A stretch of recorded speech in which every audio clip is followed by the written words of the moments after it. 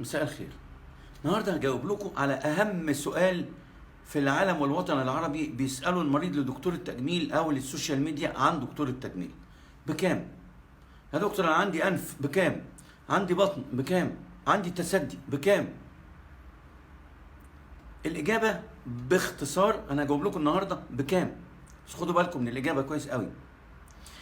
انت لما تكون رايح تشتري موبايل سامسونج، ايفون، اي اسم من الاسماء الجميله دي، بتبقى عارف ايفون 12 الشاشه كام بوصه، الكاميرا ميجا بكسل، الكاميرا الثانيه الاماميه والخلفيه دي كام ودي كام، الرامات كام، الضمان بتاعه كام، هتشتريه من الوكيل ولا هتشتريه منين، الجراب بتاعه بكام، السكرينه بتاعته بكام، هيشيل كام صوره، قوه الذاكره بتاعته قد ايه. انت بتبقى عارف كل حاجه عن الموبايل.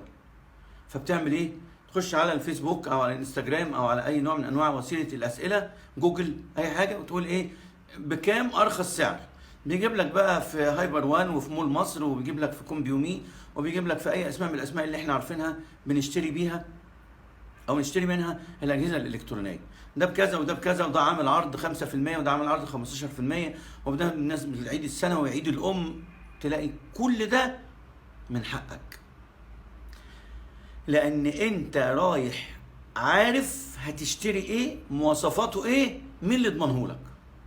لكن لما بتروح تعمل عمليه تجميل، انت رايح عمليه تجميل انت مش عارف عنها غير اسمها، ويمكن قريت مقالتين ثلاثه او موضوعين ثلاثه، او واحد صاحبك او واحده قريبتك عملت عمليه زي دي، فانت متهيألك انك انت رايح تعمل عمليه زي ما تكون رايح تشتري ايفون.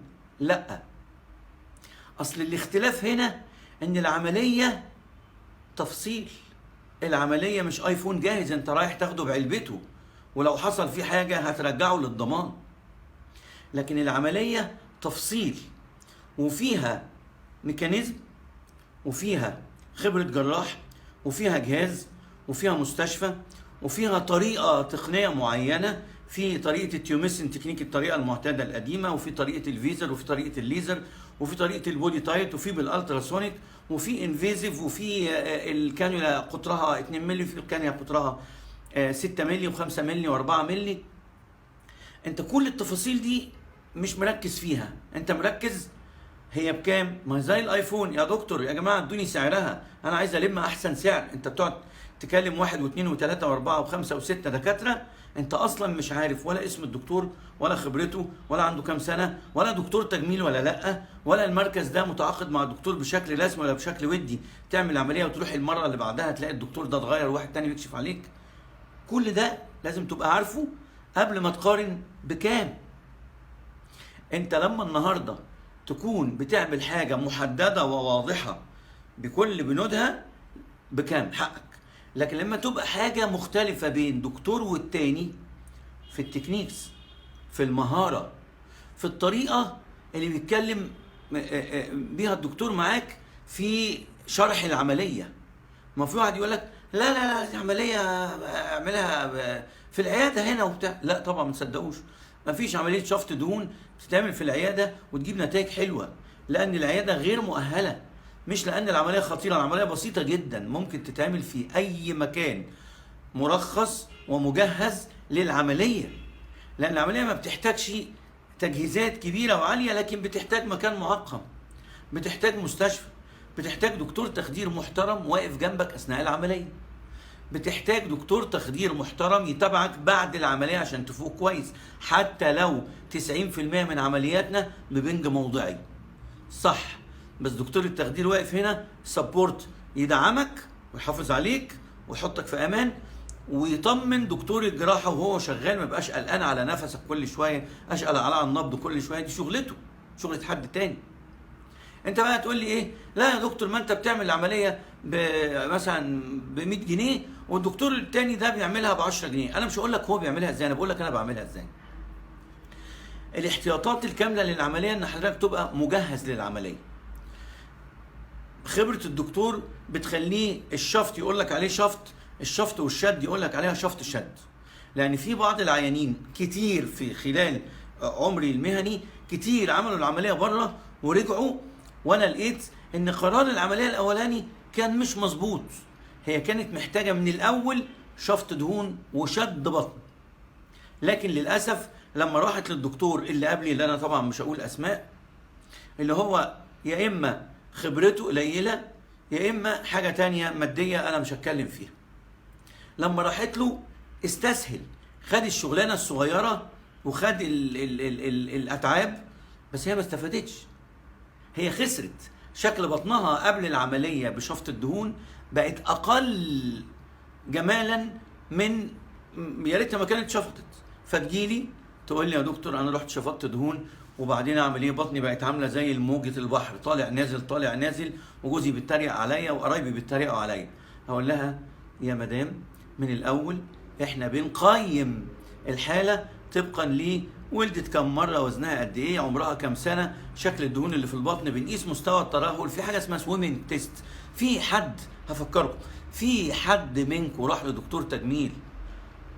دكتور تجميل مش من اللي انا قصدي عليهم اللي هم الماشيين سيستماتيك، دكتور تجميل تاني بيدعي انه دكتور تجميل او خبرته قليله قوي في دكتور التجميل، عمل حاجه اسمها سويمنج تيست للعينه بتاعته علشان يعرف عندها مستوى الترهل قد ايه؟ محدش من الصغيرين. من الكبار طبعا عارفين، ودول اساتذتي وكل دكاتره التجميل عارفين اللي انا بقوله. انا بقول لك انت او انت رحت الدكتور التجميل بيقيمك ولا بقول لك على طول شفت روح يلا نخش نعمل العمليه دلوقتي؟ لا طبعا. الصح عشان ما تعملش العمليه وتعيدها وبعدين خد بالك انت عملتها ب1000 جنيه وبعدين جيت عدتها ب1500، يبقى انت كنت ناوي توفر في العمليه الاولانيه 500 جنيه وقمت دفعت 2500 جنيه. طبعا هي مش ب1000 ومش ب1500، انا بقول مثلا يعني لو انت الاولاني قال لك 1500 والثاني قال لك 1000، رحت للارخص. لما رحت للارخص اتعملت بنتيجه انفت، يعني ما جابتش الساتسفاكشن بتاعك وما جابتش النتيجه المثلى، قمت تروح تتعيد عند دكتور اكبر تاني زي ما بيجي لي ده مرضى كتير جدا جدا عشان نعيد العمليه، وللاسف العمليه الثانيه نتائجها بتبقى مش احسن كتير من الاولانيه. لا، العمليه الاولانيه لو كانت اتعملت بطريقه مظبوط كانت اتعملت حلو جدا، الثانيه بقى بتبقى صعبه على الجراح فبيطلب فلوس اعلى في التكلفه، فتخليكي تدفعي 2.5 مرات التكلفه. لو كنت رحت المره الاولانيه لجراح من الاول اكسبيرينسد، خبره سنين 30 سنه خبره زي مثلا او اكتر، في اكبر مني واساتذتي واحسن مني، وبيشتغل بتقنيات حديثه بالفيزر بالليزر بالبودي تايت، مش بيشتغل يدوي بالطريقه بتاعت زمان وبعدين ترجع فيه فايبروزس في الجلد ومشاكل في الجلد. يبقى نعمل ايه؟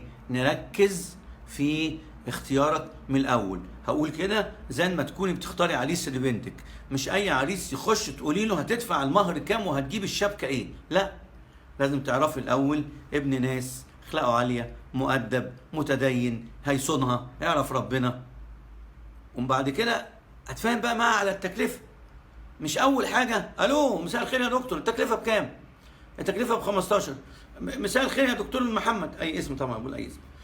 التكلفه بكام؟ ب14.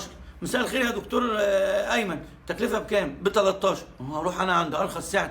ده لما اكون بشتري موبايل، ثلاجه، لان الثلاجه ايديال زانوسي هي الثلاجه هنا هي نفس الثلاجه، لكن انا بعمل عمليه.